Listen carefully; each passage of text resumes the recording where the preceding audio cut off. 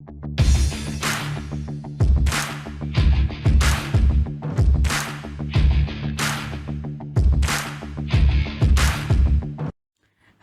sahabat Sekolah Tekno. Sekarang kita akan belajar bahasa pemrograman Python ya teman-teman ya. Buat teman-teman yang pertama kali belajar bahasa pemrograman, tenang aja. Nggak usah stres karena ini bahasa pemrograman yang bisa dibilang cukup ramah digunakan untuk belajar buat kita yang masih awam ya teman-teman ya. Jadi teman-teman ikutin aja alurnya. Nah, di pertemuan kali ini, kita akan berkenalan aja dulu mengenai bahasa pemrograman Python. Seperti apa? Yuk kita simak. Kesempatan ini, kita akan belajar mengenai satu bahasa pemrograman yang lagi ngetren saat ini. Bahasa pemrograman Python. Apa sih Python itu? Apa kita mau belajar menjadi pawang ular? Bukan dong.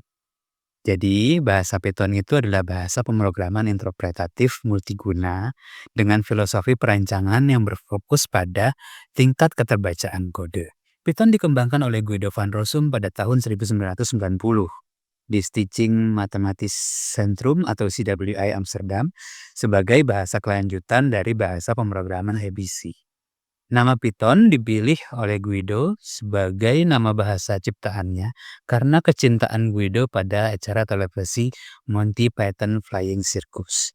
Jadi karena dia suka dengan acara ini, maka dinamakanlah bahasa pemrograman yang dia ciptakan itu dengan nama Python. Nah, lisensi Python ini open source dan menggunakan lisensi GFL compatible. Nah, jadi ini adalah timeline-nya Python ya. Nah, selanjutnya, kenapa sih kita harus belajar Python? Yang pertama adalah Python itu adalah bahasa pemrograman yang populer. Selain bahasa C dan Java, Python ini cukup populer gitu. Kenapa sih dia populer? Nah, ini adalah alasan keduanya. Python itu lebih mudah dipelajari dibandingkan dengan bahasa pemrograman lainnya. Sintaksnya itu lebih sederhana. Jadi kalau misalnya kita bandingkan dengan kedua bahasa pemrograman yang lain, kita ambil contoh saja misalnya Java dan C++.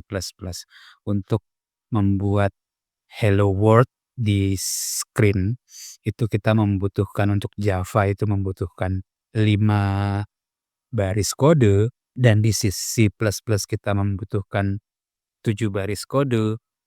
Sedangkan di Python sendiri, kita hanya membutuhkan 1 baris kode untuk membuat hello world ya, tulisan hello world di konsol kita. Nah, terus alasan yang lainnya juga Python ini adalah bahasa pemrograman yang multifungsi. Maksudnya apa? Jadi Python ini dalam pengembangan suatu aplikasi itu bisa dipakai untuk membuat website, bisa juga dibuat untuk membuat aplikasi desktop, robotik, data mining, bahkan artificial intelligence ya. Jadi hampir di semua aspek pengembangan program atau aplikasi, Python ini bisa diimplementasikan di sana gitu ya. Nah, selain itu juga Python ini kaya akan dukungan library atau pustaka standar ya. Karena apa? Karena dia ini kan bersifat gratis dan banyak pengembang yang ikut berkontribusi dalam pengembangan bahasa pemrograman Python ini.